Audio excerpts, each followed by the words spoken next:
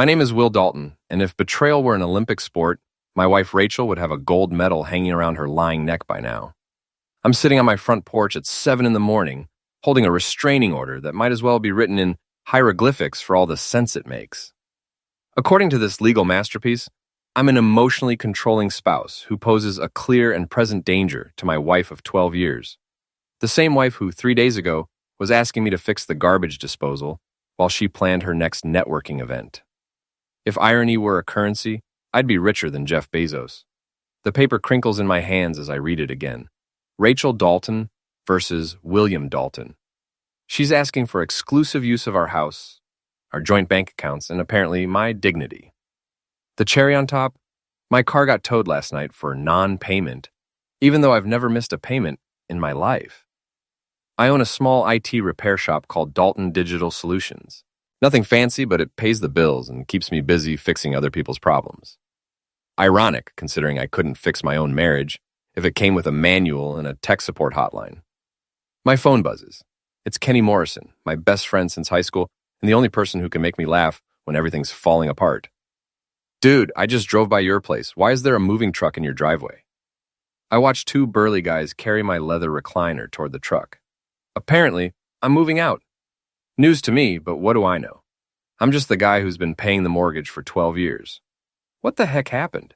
Rachel happened, with a side of legal paperwork and a restraining order that makes me sound like a cross between Ted Bundy and a tax auditor. Kenny's quiet for a moment. Where are you going to stay? Well, my options are limited. There's the YMCA, a cardboard box under the interstate, or your couch. Please tell me you still have that couch. Of course, man. Come over. We'll figure this out. I hang up and watch the movers load my life into their truck. Rachel's nowhere to be seen, which is probably for the best. If she showed her face right now, I might say something that would actually justify this restraining order. My neighbor, Mrs. Patterson, waters her flowers and pretends she's not watching the show. She's been our neighbor for 8 years, and I know she's dying to ask what's happening. In about an hour, the whole neighborhood will know that Will Dalton got kicked out of his own house. The moving truck pulls away, taking my furniture and apparently my dignity with it. I grab my laptop bag and head to my truck, which, thankfully, they haven't towed yet.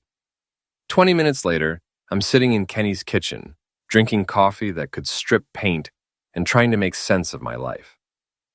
So let me get this straight, Kenny says, pushing his glasses up his nose. Rachel filed a restraining order, cleaned out your bank accounts, and had you evicted from your own house, all while you were at work yesterday? That's the summary, yeah. Oh, and according to her lawyer, I'm also guilty of financial control and emotional manipulation. Apparently, asking where she goes until midnight every Tuesday is controlling behavior. Kenny shakes his head. This is insane. You're the least controlling guy I know. Remember when you let her redecorate the entire house in that awful beige color because she said it was calming? Desert sand, I correct him. And yeah, I remember. I also remember her saying it would help our relationship. Turns out the only thing it helped was hiding the stains when she started bringing her boyfriend over. Kenny chokes on his coffee. Boyfriend? Jason Clark. He owns that fancy gym downtown, drives a red Mustang, and apparently has abs that make Rachel forget she's married. I take a sip of Kenny's motor oil coffee. I've been suspicious for months, but I never had proof. Now I don't need proof. I need a lawyer. Have you talked to Linda? Linda's my sister, and she's the kind of lawyer who eats other lawyers for breakfast. She's also the only person I know who's more sarcastic than me, which is saying something. I called her this morning. She's driving down from Chicago tonight. She said, and I quote, Rachel picked the wrong family to mess with. Kenny grins. I love your sister. Yeah, well, let's see how much we love her legal bills. I spend the rest of the morning at my shop trying to pretend my life isn't imploding. I've got 3 computers to repair and a small business network to install, which is perfect because focusing on other people's technical problems is easier than dealing with my own emotional ones. Around noon, my phone rings. It's a number I don't recognize. Dalton Digital Solutions. Mr. Dalton, this is Detective Rita Morales with the police department. I need to ask you a few questions about a vandalism report filed this morning. My stomach drops. Vandalism? Someone keyed a red Mustang and threw eggs at a gym downtown. The owner, Jason Clark, says you threatened him recently. I almost laugh, almost. Detective, I've never threatened Jason Clark. I've never even spoken to Jason Clark. Until 3 days ago, I didn't even know Jason Clark existed. Can you tell me where you were last night between 10 p.m. and 2 a.m.? I was at Kenny Morrison's house, trying to figure out why my wife had me evicted from my own home. Kenny can verify that. So can the pizza delivery guy who brought us dinner at 11:30. I'll need Mr. Morrison's contact information. I give her Kenny's details and hang up, wondering how my life became a bad country song. My wife left me, took my house, stole my money, and now her boyfriend is trying to frame me for vandalism.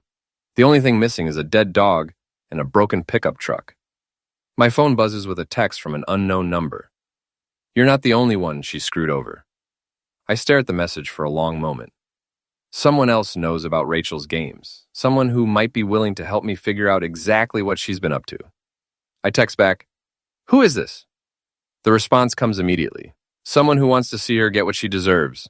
Meet me at Murphy's Bar tonight at 8. Come alone. Murphy's Bar is a dive on the south side of town, the kind of place where the beer is cheap and the lighting is dim enough to hide your shame. Perfect for a meeting with a mysterious informant. I look around my shop, at the computers waiting to be fixed and the invoices that need to be paid. 3 days ago, I had a wife, a house, and a normal life. Now I have a restraining order, a couch to sleep on, and a text message from a stranger. Rock bottom, it turns out, really does have a basement. Murphy's Bar smells like stale beer and broken dreams, which makes it the perfect place for my current situation.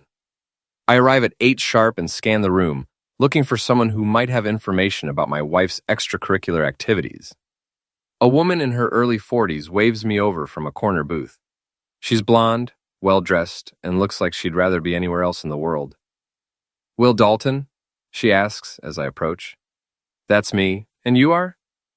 "Jennifer Walsh. But everyone calls me Jen. I'm Rachel's best friend. Or I was, until I figured out what she's really like." I slide into the booth across from her. Jen is Rachel's closest friend, the one she talks to every day and goes shopping with every weekend. If anyone knows Rachel's secrets, it's her. "You sent the text?" "I did." Jen signals the waitress for another drink. "I've been watching Rachel destroy her marriage for months, and I finally decided someone should tell you the truth, which is, she's been planning this for over a year. The restraining order, the financial stuff, all of it. She's been moving money around, documenting every argument you two had, building a case against you." The waitress brings Jen a vodka tonic, and me a beer I didn't order, but definitely need. "Why?" I ask. "If she wanted a divorce, why not just ask for one?" "Because a divorce means splitting everything 50-50. This way, she gets the house, the accounts, and a clean break. Plus, Jason's been filling her head with ideas about starting fresh. How long has she been seeing him? 8 months, maybe longer."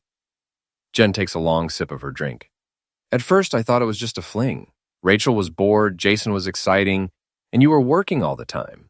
But then she started talking about getting rid of you permanently." "Getting rid of me?" Her words, not mine. She said you were holding her back, that she could do better. Jason's got money, or at least he acts like he does. He drives that flashy car, wears expensive clothes, talks about big business deals. I think about the red Mustang that got vandalized last night. What kind of business deals? That's where it gets interesting. Jen leans forward. Jason's gym is struggling, has been for months. But suddenly he's got cash to throw around. Taking Rachel on expensive trips, buying her jewelry. Where do you think that money's coming from? The pieces start falling into place. She's been giving him money from our accounts. Bingo. And not just small amounts. We're talking thousands of dollars transferred to some business account he set up. She told me it was an investment in their future together. I feel like I've been punched in the stomach. How much? Last I heard, about $30,000, maybe more. $30,000. That's our entire savings account, plus the emergency fund I've been building for years. Money I earned fixing computers and building networks. Money we were supposed to use for a down payment on a bigger house. "Why are you telling me this?" I ask. Jen's expression hardens. "Because Rachel threw me under the bus. She told Jason some things I said in confidence. Personal things about my divorce last year. He used that information to humiliate me in front of half the people at the gym. When I confronted Rachel about it, she said I was being dramatic. So this is revenge? This is justice. Rachel thinks she's so smart, playing everyone against each other.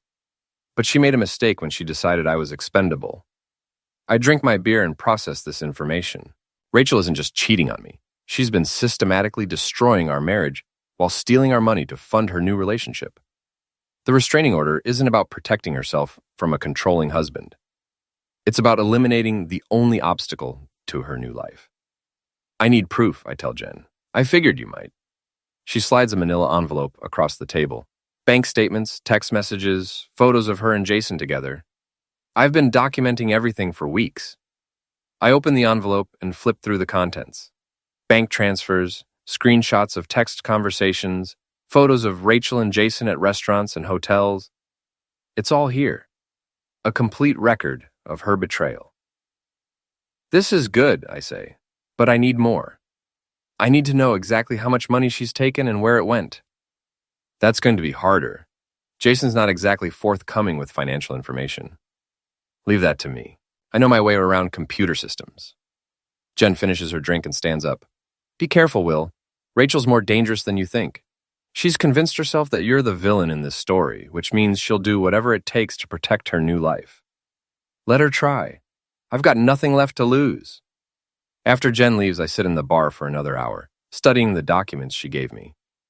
The text messages are particularly revealing. Rachel talking about how boring and controlling I am, how Jason makes her feel alive again, how she can't wait to start over without me. One message stands out. We'll suspect something, but he's too trusting to do anything about it. By the time he figures it out, it'll be too late. Too trusting. That's what 12 years of marriage gets you. I trusted Rachel when she said she was working late. I trusted her when she said she needed space to think. I trusted her when she said she loved me but wasn't in love with me anymore. Trust is a luxury I can no longer afford. I drive back to Kenny's apartment and find him playing video games in his living room. He takes one look at my face and pauses the game. That bad, huh? Worse. Rachel's been planning this for over a year. She's stolen at least $30,000 from our accounts and given it to her boyfriend to prop up his failing business. Kenny whistles. Holy crap, man. What are you going to do? I'm going to get my money back. And then I'm going to make sure everyone knows exactly what kind of person Rachel really is. How? I think about Jason's gym, about the security systems most small businesses use, about the financial records that are probably sitting on an unprotected computer server somewhere. I'm going to do what I do best. I'm going to fix a problem. Kenny looks worried. Will, you can't do anything illegal. You'll just make things worse. Who said anything about illegal? I'm just going to gather some information. Public records, business filings, maybe some social media research. All perfectly legal.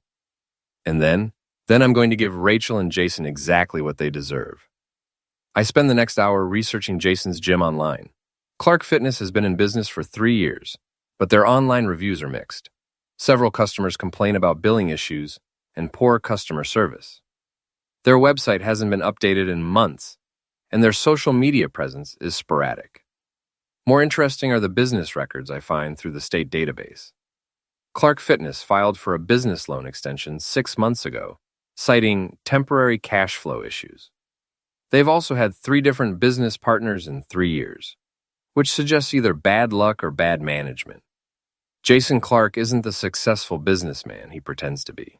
He's a small-time operator who's been struggling to keep his gym afloat, until Rachel started funding his lifestyle with my money. My phone rings. It's Linda. I'm in town, she says without preamble. I've read the restraining order and it's a joke. We can fight this, but it's going to take time. Meanwhile, I need you to document everything. Every asset, every account, every piece of property you and Rachel own together. I've got a head start on that. I tell her about my meeting with Jen and the documents she provided. Good. Bring everything to my hotel tomorrow morning. We're going to war, little brother. What are our chances? Rachel made a mistake when she got greedy. If she'd just asked for a divorce, she might have gotten away with it. But filing false accusations and stealing marital assets? That's going to cost her. After I hang up, I lie on Kenny's couch and stare at the ceiling. 3 days ago, I thought my biggest problem was a broken marriage. Now I know my wife is a thief, a liar, and possibly a sociopath. But here's the thing about hitting rock bottom. It gives you a solid foundation to build your comeback. Rachel thinks she's won. She's got the house, the money, and the new boyfriend. She's probably celebrating right now, toasting her successful escape from her boring husband. What she doesn't know is that the boring husband she married happens to be very good at solving complex problems. And right now, she's the most complex problem I've ever encountered. Time to get to work. The next morning, I meet Linda at her hotel for breakfast. My sister looks like she stepped out of a legal thriller. Sharp suit, sharper expression, and a briefcase that probably costs more than my monthly rent. "You look terrible," she says by way of greeting. "Thanks. You look like you're about to foreclose on someone's grandmother." I might be, depending on how this goes. She opens her briefcase and pulls out a stack of papers. I've been reviewing Rachel's restraining order petition, and it's full of holes. Vague accusations, no specific incidents, no police reports or medical records to back up her claims. So we can fight it? We can destroy it, but first, I need to understand the financial situation. How much money are we talking about? I slide Jen's envelope across the table. According to this, at least $30,000 from our savings and checking accounts. But I think there's more. Linda examines the bank statements and text messages. Her expression gets darker with each page. "This is wire fraud," she says finally. "Rachel transferred marital assets to a third party without your knowledge or consent. That's a felony. I don't want her to go to jail. I just want my money back." You might not have a choice. If the amounts are this large, the bank will have to report it once we start the investigation. We spend the next hour going through everything. Linda takes notes, asks pointed questions, and builds what she calls our counter-narrative. "Here's what we're going to do," she says. "First, we file an emergency motion to freeze all remaining marital assets. Second, we demand a forensic accounting of every transaction Rachel made in the past year. Third, we file a counter-petition for divorce based on adultery and financial misconduct." How long will this take? Months, probably. But Will, I need you to promise me something. Don't do anything stupid while we're building our case. No confronting Rachel. No showing up at her boyfriend's gym. No vigilante justice. Let the legal system handle this. I promise Linda I'll be good, but we both know I'm lying. After breakfast, I drive to my shop and try to focus on work. I've got a networking job at a small accounting firm, which is perfect because it gives me an excuse to think about financial systems and data security. While I'm installing their new firewall, I can't help but think about Jason's gym. Most small businesses use cloud-based accounting software, which means their financial records are stored on servers that might not be as secure as they think. I'm not planning to hack anything. That would be illegal, and Linda would end me. But there's nothing wrong with a little reconnaissance, right? That evening, I drive past Clark Fitness. It's a modern building with floor-to-ceiling windows, expensive equipment, and a parking lot full of luxury cars. Jason's red Mustang is parked right in front, and I can see him through the windows, talking to a group of clients. He's exactly what I expected. Tall, muscular, with the kind of artificial tan that screams, "I spend more on grooming than most people spend on rent." He's wearing a tight t-shirt that shows off his physique and gesturing animatedly while he talks. I park across the street and watch for a while. The gym is busy, but not packed. A few people on treadmills, some weightlifting, a yoga class in the back room. It looks successful, but appearances can be deceiving. My phone buzzes. Text message from Rachel. "I know you're watching me. Stop it, or I'll call the police." I look around confused. I don't see Rachel anywhere. Then I notice a silver BMW parked near the gym's side entrance. Rachel's car. She's here, probably meeting Jason after his evening clients. And somehow she spotted me. I text back, "I'm parked on a public street. Last I checked, that wasn't illegal." Her response comes immediately. "You're violating the restraining order. Stay away from me and my friends." I'm about to respond when Jason comes out of the gym. He walks over to Rachel's BMW, leans down to the driver's window, and they have a brief conversation. Then he looks directly at me and starts walking across the street. This should be interesting. Jason approaches my truck with the kind of swagger that suggests he's used to intimidating people. He's bigger than I expected, probably 6'3" and built like he spends half his life in the gym. I roll down my window as he reaches my truck. "You Will Dalton?" he asks. "That's me. You must be Jason. I've heard so much about you." "Yeah, well, I've heard about you too. Rachel told me you might try something like this." "Something like what? Sitting in my truck on a public street?" "Stalking, maltreatment, the kind of behavior that got you that restraining order in the first place." I can't help but laugh. "Is that what she told you? That I'm some kind of dangerous stalker?" "She told me you're controlling and manipulative. That you made her life heck for years. And you believed her? Jason's expression shifts slightly. For just a moment, I see uncertainty in his eyes. Why wouldn't I believe her? Because you're smarter than that. You run a business, you deal with people every day. You know when someone's lying to you. Rachel doesn't lie. Really? Did she tell you she's still legally married? Did she mention the $30,000 she stole from our joint accounts to give to you? Did she explain that the restraining order is based on completely fabricated accusations? Now Jason looks uncomfortable. I don't know what you're talking about. Sure you do. You know exactly what I'm talking about. The question is, what are you going to do about it? Jason steps closer to my truck, trying to use his size to intimidate me. I'm going to tell you to stay away from Rachel and stay away from my gym. If I see you around here again, we're going to have a problem. We already have a problem, Jason. The problem is that you're dating my wife and spending my money. But don't worry, I'm going to solve that problem real soon. I start my truck and drive away, leaving Jason standing in the street looking confused and angry. As I drive back to Kenny's apartment, I think about that moment of uncertainty I saw in Jason's eyes. He's starting to question Rachel's story, which means the cracks are already showing. Good, because I'm just getting started. That night, I do some more research on Clark Fitness. I find their business registration, their tax filings, and their insurance records. I also find something interesting. Jason has a business partner named Troy Martinez, who owns 40% of the gym. According to the partnership agreement, any major financial decisions require both partners' approval, which means if Jason has been using gym funds for personal expenses, Troy might not know about it. I make a note to have a conversation with Troy Martinez very soon. I also find Clark Fitness's website hosting information. They use a popular web hosting service that offers basic security but nothing sophisticated. Their website runs on WordPress, which is notoriously vulnerable if it's not properly maintained. I'm not going to hack their website, but if I happen to find a security vulnerability and reported it to them, that would be the responsible thing to do, right?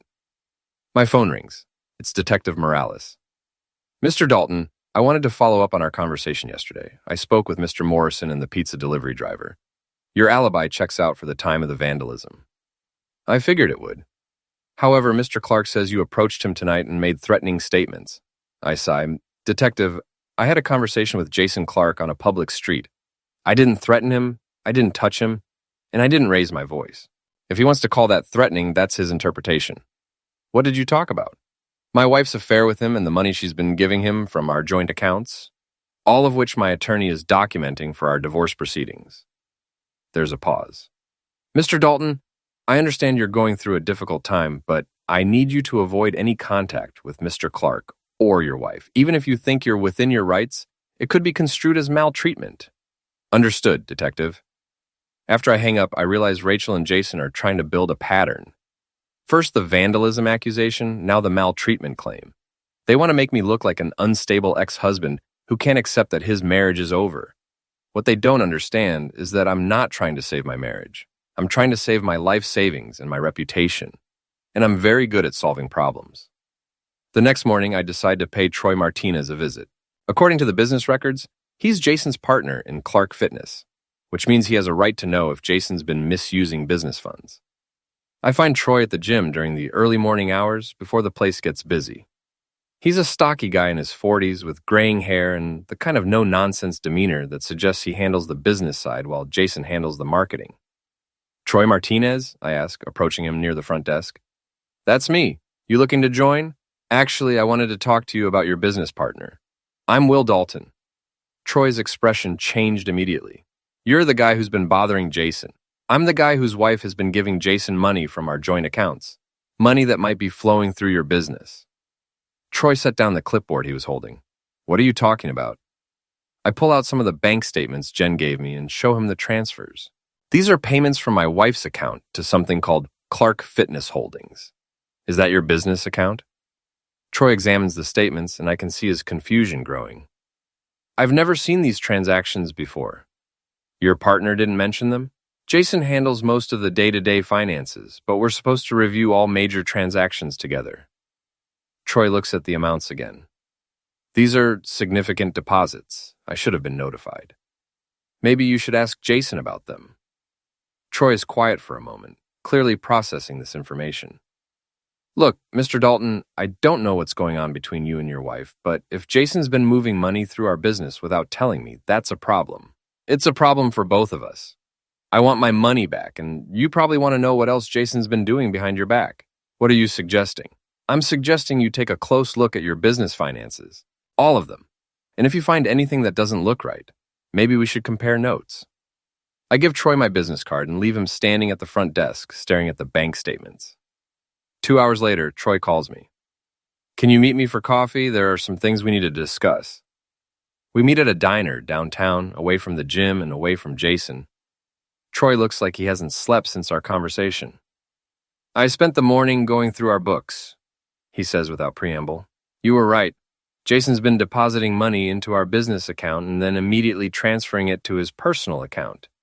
He's been using our business as a pass-through. How much money? Over the past 6 months, about $40,000? $40,000. More than I thought and more than Jen knew about.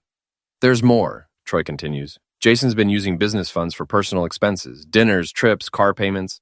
He's been treating our company account like his personal piggy bank. Are you going to confront him? I already did. He said the deposits were loans from a friend and he was just using the business account temporarily for tax purposes. And you believed him? I wanted to. Jason and I have been partners for 3 years, but then I found out about the other account. What other account? Troy slides a piece of paper across the table. Jason opened a separate business account 6 months ago. Same business name, but I'm not a signatory. He's been moving money through that account too. I look at the account information. The deposits match the timeline of Rachel's affair perfectly. Troy, I think Jason's been planning this for a while. The separate account, the money transfers, all of it. He's been using my wife to fund some kind of exit strategy. Exit strategy? Think about it. He gets Rachel to leave her husband and bring her money with her. He uses your business to launder the funds and hide the trail. Then what? Does he stay in business with you or does he disappear with the money and the girl? Troy's face goes pale. You think he's planning to leave? I think he's planning to screw over everyone who trusted him. Me, you, probably Rachel too, once he's gotten what he wants from her. We sit in silence for a moment, both processing the implications. What do we do? Troy asks. We document everything. Every transaction, every transfer, every business expense he's charged to your company. Then we decide how to handle it. I could kick him out of the partnership. You could, but that might spook him into running before we can recover the money. Better to keep him close and keep gathering evidence. Troy nods slowly. You know, I never liked your wife. She started showing up at the gym a few months ago, acting like she owned the place, always whispering with Jason, making the other clients uncomfortable. What did you think was going on? I thought it was just an affair. Married woman, flashy trainer, tale as old as time. I didn't realize there was money involved. There's always money involved, Troy. People like Jason don't do anything unless there's profit in it. We exchange contact information and agree to stay in touch. Troy promises to keep monitoring the business accounts, and I promise to share any information my lawyer discovers. As I drive back to my shop, I feel like I'm finally starting to understand the scope of Rachel and Jason's scheme. It's not just adultery, it's fraud. They've been systematically moving money through multiple accounts, using the gym as a front, and planning some kind of endgame that probably involves disappearing with everything they've stolen. But they made one crucial mistake. They underestimated the boring husband who's been fixing other people's problems for 20 years. That afternoon, I get a call from Linda. I've got good news and bad news, she says. The good news is that we've been granted an emergency hearing to modify the restraining order. The bad news is that Rachel's lawyer is claiming you've been stalking her and her boyfriend. Based on what evidence? Based on Jason Clark's statement that you approached him yesterday and made threatening comments. I had a conversation with him on a public street. That's not stalking. I know that, and you know that, but we need to be careful. The judge is going to be looking at patterns of behavior. I tell Linda about my meeting with Troy and what we discovered about the money transfers. That's exactly what we need, she says. Financial fraud is much easier to prove than emotional mistreatment. If we can show that Rachel's been systematically stealing marital assets and transferring them to her boyfriend, it completely undermines her credibility. How long before we can present this evidence? The hearing is next week. Can you get me everything you found by then? I can get you more than that. I think Jason's planning to disappear with the money, and I think I can prove it. How? Leave that to me. Just be ready to move fast when I call you. After I hang up, I sit in my shop and think about next steps. Rachel and Jason believe they're in control of the situation. They think the restraining order protects them from scrutiny, and they think their financial shell game is too complex for anyone to unravel. They're about to learn that the boring IT guy they've been underestimating has a few tricks of his own. Time to show them what happens when you try to hack someone's life. 3 days later, I'm sitting in my truck outside Clark Fitness at 10 p.m. watching Jason lock up for the night. The gym is dark except for the security lights, and the parking lot is empty except for his red Mustang. I'm not stalking him. I'm conducting surveillance, which is completely different and totally legal. My phone buzzes with a text from Troy. He's moving money again, big transfer tonight. This is what we've been waiting for. Over the past week, Troy and I have been tracking Jason's financial activity, and we've identified a pattern. Every few days, he moves money from the business account to his personal account, then immediately transfers it somewhere else. Tonight's transfer is the biggest yet, $15,000. I follow Jason's Mustang through downtown, staying far enough back to avoid detection. He drives to the business district and parks outside a small office building. I watch him go inside and come out 20 minutes later carrying a briefcase. Very interesting. The next morning, I meet Linda for breakfast and give her everything we've discovered. Bank records, business filings, transfer documentation, and photos of Jason's late-night office visit. This is incredible, she says, reviewing the evidence. They've been running a sophisticated money laundering operation. Rachel steals from your joint accounts, transfers the money to Jason, he runs it through the gym's business account to make it look legitimate, then moves it to offshore accounts.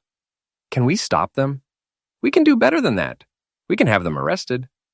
Linda makes a phone call to Detective Morales, and within an hour, we're sitting in the police station going over everything we've found. This is definitely fraud, Detective Morales says.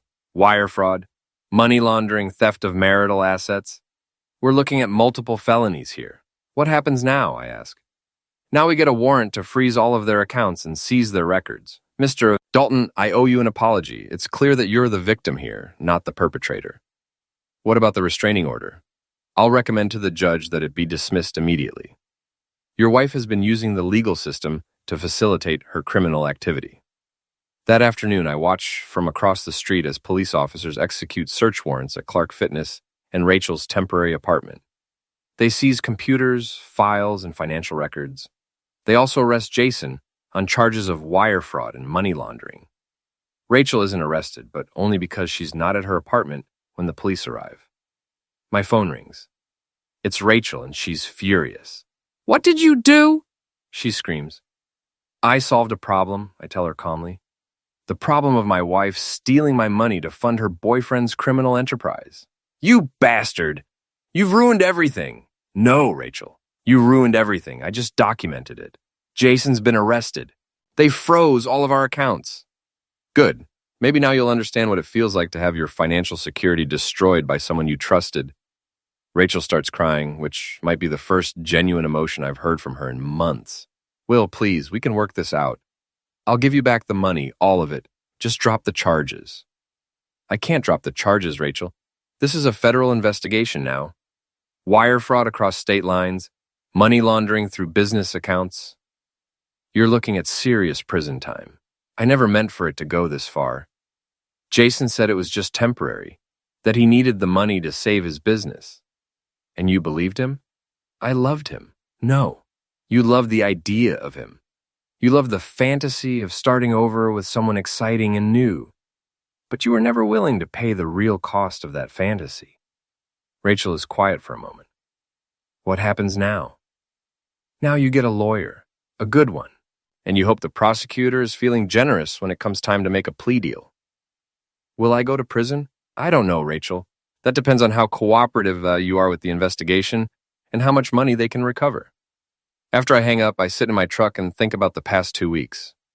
14 days ago, I was a boring married guy who fixed computers and trusted his wife. Today, I'm a divorced man who helped bring down a money laundering operation. It's been quite a journey. My phone rings again. This time it's Troy.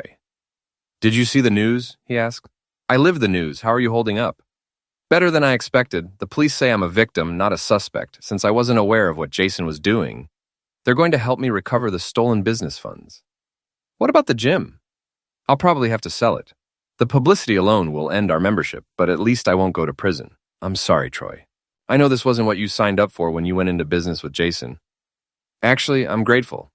If you hadn't brought this to my attention, Jason probably would have cleaned out everything and disappeared. I'd have been left holding the bag for his crimes. That evening, Kenny and I celebrate at Murphy's Bar, the same place where Jen first told me about Rachel's betrayal, now the site of my victory celebration. So what's next? Kenny asks. Next, I get my money back, I get my house back, and I get my life back. The restraining order's been dismissed, Rachel's facing federal charges, and Jason's looking at 5 to 10 years in prison. And Rachel? Rachel's going to learn that actions have consequences. She wanted to destroy my life to build her new one. Instead, she destroyed her own life and handed me the evidence I needed to rebuild mine. Kenny raises his beer. To Will Dalton, the most dangerous, boring guy in America. I'll drink to that. As we sit in the bar, I think about everything I've learned over the past 2 weeks. I learned that trust is a luxury you can't afford when someone's trying to destroy you. I learned that the best defense against betrayal is a good offense. And I learned that sometimes the boring guy who fixes problems for a living is exactly the right person to fix the biggest problem of all. Rachel thought she was so smart, playing everyone against each other, manipulating the legal system, stealing money to fund her new life. But she made one crucial mistake. She forgot that the boring husband she was betraying happened to be very, very good at his job. And my job is solving problems. 3 months later, I'm sitting in my house, reading the newspaper coverage of Rachel and Jason's sentencing hearing. Jason got 7 years for wire fraud and money laundering. Rachel got 3 years probation and community service, plus full restitution of the stolen funds. The house is mine again, the money's been recovered, and my reputation has been restored. Rachel's, on the other hand, is destroyed. Her real estate license has been revoked, her friends have abandoned her, and she's living in a studio apartment across town, trying to rebuild her life from nothing. Sometimes justice isn't about revenge. Sometimes it's about letting people face the natural consequences of their choices. Rachel chose to betray her husband, steal his money, and build her new life on a foundation of lies and fraud. I chose to solve the problem. In the end, we both got exactly what we deserved.